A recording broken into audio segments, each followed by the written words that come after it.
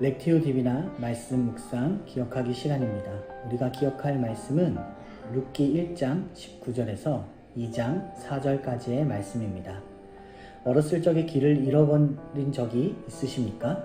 우리는 살면서 종종 길을 잃어버릴 때가 있습니다. 연약한 인간이기 때문에 최선을 다해서 그 길을 달려갔는데 그 길이 아닐 때가 있습니다. 길을 잃어버렸을 때 당황스럽고 굉장히 힘들고 막막함을 경험하게 됩니다. 그런데 길을 잃어버리는 것은 인간의 본 모습입니다. 하지만 기억해야 하는 것은 우리는 하나님의 사람입니다. 그 말에는 비밀이 있습니다. 하나님이 사랑하시는 존재라는 것입니다. 우리의 삶을 인도하시고 실패하지 않으신다는 사실입니다. 이 사실을 묵상하며 길을 잃어버렸을 때 오늘 말씀을 통해 다시 하나님의 은혜로 회복되기를 바랍니다. 그런데 하나님의 사람이기 때문에 가만히 있는다고 하나님이 알아서 하시겠지, 내가 아무것도 하지 않아도 되는 것을 말하는 것은 아닙니다. 길을 잃고 고통스럽게 헤매는 그런 상황 속에서 내 인생 가운데 하나님의 회복의 은총이 일어나는 삶은 어떤 것인지 오늘 말씀을 통해 나누어 보도록 하겠습니다. 첫 번째는 부끄러움을 두려워하지 않고 하나님께 가까이 가는 삶입니다. 나오미의 가정은 모압으로 잘 살기 위해 떠났지만 그의 남편 엘리멜렉과 두 아들이 죽고 한 명의 며느리는 집으로 돌아갔습니다.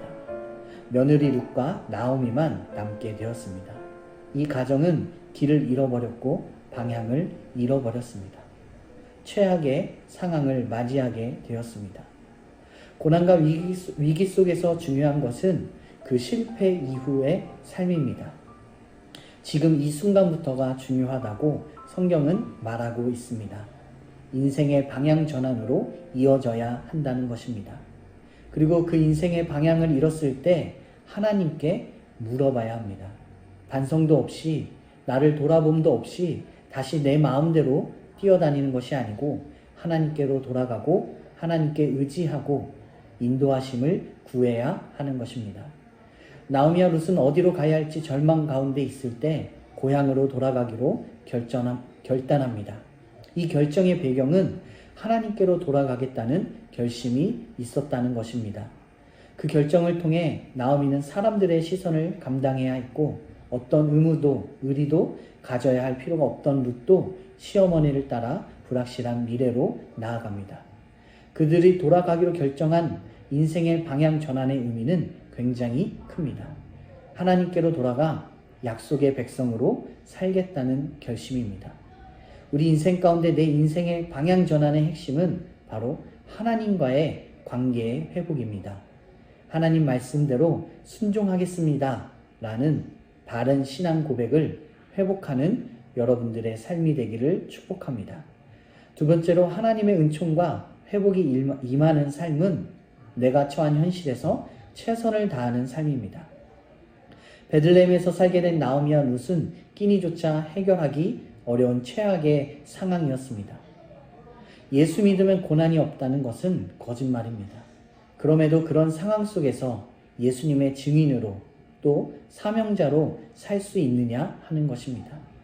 우리는 어떤 삶과 형편 가운데 있더라도 마지막까지 포기하지 않고 사는 삶을 살아야 합니다.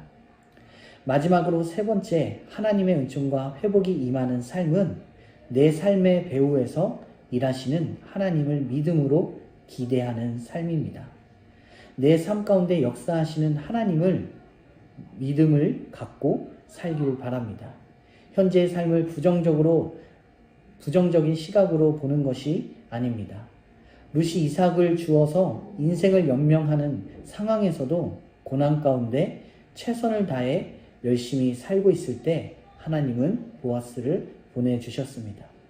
룻이 일하고 있었던 곳은 엘리멜렉의 친족인 보아스의 땅이었습니다. 보아스는 베들레헴에서 가장 존경받는 그런 사람이었습니다. 우리의 인생은 하나님의 섭리 가운데 있습니다. 룻이 하나님께 가까이 갔습니다. 하나님도 룻에게 가까이 갔습니다. 그리고 함께 역사하시고 함께 일하셨습니다. 그리고 보아스를 통해 나오미 가정을 축복하시고자 하는 하나님의 놀라운 계획이 있으셨습니다. 하나님께로 가까이 가는 길만이 살 길이라는 나오미와 룻의 삶이 우리의 삶이 되기를 바랍니다. 믿음을 붙잡고 하나님의 역사하심을 다시 한번 기대하며 승리하는 한 주 보내시기 바랍니다.